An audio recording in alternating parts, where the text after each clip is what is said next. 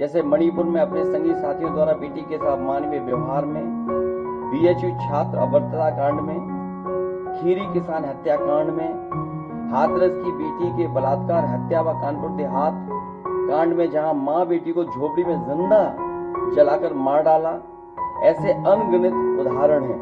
न्यायालय तक में अपने लोग पिछले दरवाजे से सेट किए, न्यायाधीशों से खुलकर एक विचारधारा विशेष के लिए बयान दिलवाए, न्यायाधीशों को राजनीतिक पदों पर लालच देकर कानून तक को अपनी भ्रष्ट सोच से मैला कर दिया। केयर फंड के नाम के आगे पीएम के नाम का इस्तेमाल करके बाद में हिसाब देने से मना कर दिया। मैं आपके बीच में आपके माध्यम से कुछ बातें रखना चाहता हूं। मैं शुरुआत करता हूं कि जितनी ऊंचाई पर जाकर कटती है पतंग, उतना ही बड़ा होता है उसका पतन। भाजपा कई दोषों के लिए जिम्मेदार है। सामाजिक रूप से भाजपा ने देश में सौहार्द बिगाड़ा व भाईचारा खत्म किया, जाति के खिलाफ जाति, संप्रदाय के खिलाफ संप्रदाय लड़वाया, संविधान द्वारा दिए गए आरक्षण को साजिशन खत्म करने के लिए बेरोजगारों से छल किया, पेपर लीक कराए, देश के लिए आगे बढ़कर लड़ने वालों की बहन बेटियों के लिए जानबूझकर अपने मंत्रियों से अपशब्द कहलवाए, महिलाओं के प्रति अपराध बढ़ाए, मणिपुर हाथरस महिला पहलवान, पिछड़े दलित अल्पसंख्यक व आदिवासियों पर अत्याचार और सबसे खराब व्यवहार किए जाने के लिए रिकॉर्ड बना। आर्थिक रूप से इलेक्टोरल बॉन्ड का ऐतिहासिक भ्रष्टाचार किया। इलेक्टोरल बॉन्ड के माध्यम से पैसा कमाने के लिए मुनाफाखोरी को बढ़ावा दिया, जिसने महंगाई को बढ़ाया। अपने फायदे के लिए भाजपा ने जनता पर बेतहाशा महंगाई थोप दी। नोटबंदी से व्यापार कारोबार चौपट कर दिया। भ्रष्ट जीएसटी से छोटे दुकानदार तक को मंदी का शिकार बना दिया। किसानों की जमीन हड़पनी चाहिए, काले कानून लाने चाहे, खाद की बोरी की चोरी की, लाभकारी मूल्य नहीं दिया, 35 सालों की सबसे बड़ी बेरोजगारी में देश को धकेला, महंगाई से गरीब को और गरीब बना दिया, अमीरों के अरबों के लोन माफ किए लेकिन किसानों के ऋण के लिए आत्महत्या के लिए मजबूर किया, ब्याज की दरें घटाकर मध्यम वर्ग की बचत को बेकार कर दिया,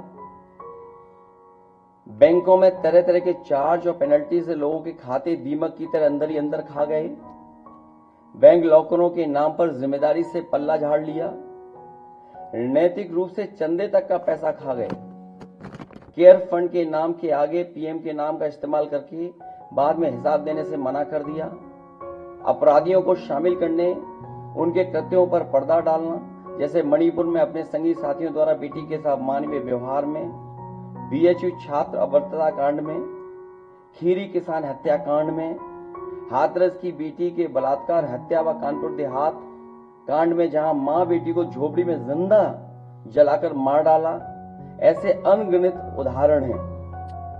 शारीरिक रूप से देखें तो भाजपा लोगों के शरीर स्वास्थ्य से भी खिलवाड़ किया, उसके भी दोषी हैं। भाजपा ने बिना जांच परखे जानलेवा वैक्सीन लगवाई, कमीशन खाकर गलत दवाइयों को पास करके लोगों का जीवन खतरे में डाला। इसका सीधा असर जनता की सेहत पर पड़ेगा और आने वाली पीढ़ियों की तंदुरुस्ती पर भी। भाजपा पीढ़ियों पर प्रहार की दोषी भी है।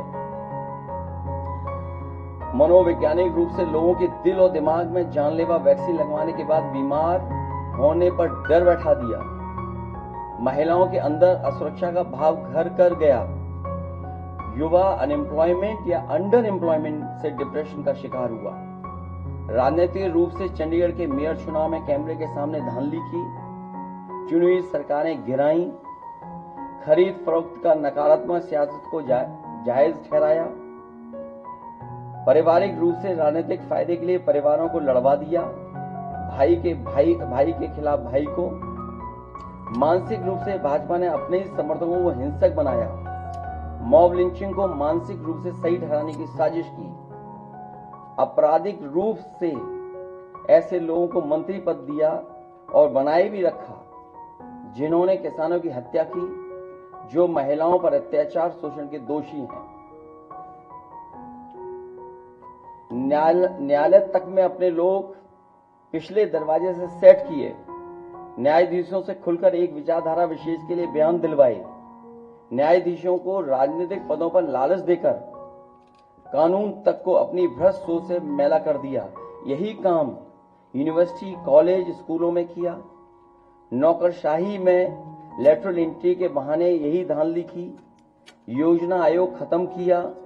ED, CBI, IT, income tax को सरकार बनाने, बचाने और चलाने के लिए इस्तेमाल किया। झूठे आंकड़ों से देश और दुनिया को छला, जिससे अंतर्राष्ट्रीय स्तर पर भारत को विकासशील देशों की श्रेणी से बाहर करने की बात से देश की शर्मिंदगी झेलनी पड़ी। विदेशों में बैठे भारतीयों को अपमान झेलना पड़ा। दुनिया में डंका बजाने की बात करने वालों का ही ढोल पिट गया। विकास व रोजगार के झूठे आंकड़े देकर ठगा। संवैधानिक रूप से संविधान को पहले कमजोर करने पर बदलकर धीरे धीरे खत्म करने की साजिश ही नहीं, अपने लोगों से शरेआम कहलवाया भी। लोकतांत्रिक रूप से जनतंत्र को मनतंत्र में बदलने का दुस्साहस किया। व्यक्ति को व्यवस्था से बड़ा बनाने और बताने का दुष्प्रचार कर लोकतंत्र की भावना का अपमान किया। चुनाव के नतीजों को कुछ भ्रष्ट मीडिया कर्मी और अधिकारियों की मिलीभगत से बदला भी और आगे भी इस चुनावी घपले को जारी रखने का षड्यंत्र रचा। भाजपा ने इन्हीं सब कारणों से देशवासियों की जिंदगी को खतरे में डाल दिया है। साथ ही भाजपा ने अग्निवीर जैसी अल्पकालिक भर्ती, जो देश की सुरक्षा व सीमाओं से समझौता करके देश को खतरे में डाल दिया है। भाजपा का झूठा राष्ट्रवाद, चीन की घुसपैठ से रजांगला मेमोरियल जैसे शहीदों के बलिदान का स्मारक तक नहीं बचा पाए।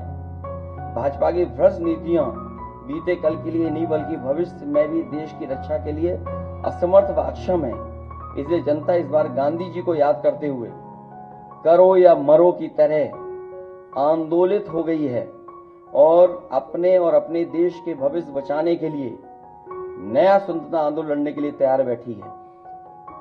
जनता स्वतंत्रता सेनानियों की तरह बलिदान करने के लिए तैयार है, क्योंकि भाजपा काल में उसका जीवन तो वैसे ही दूभर हो गया है।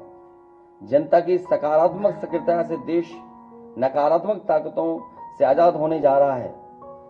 देश प्रेमी 140 करोड़ जनता की शक्ति के आगे भ्रष्ट और संकीर्ण सोच के चंद देश विरोधी लोग टिक नहीं सकते।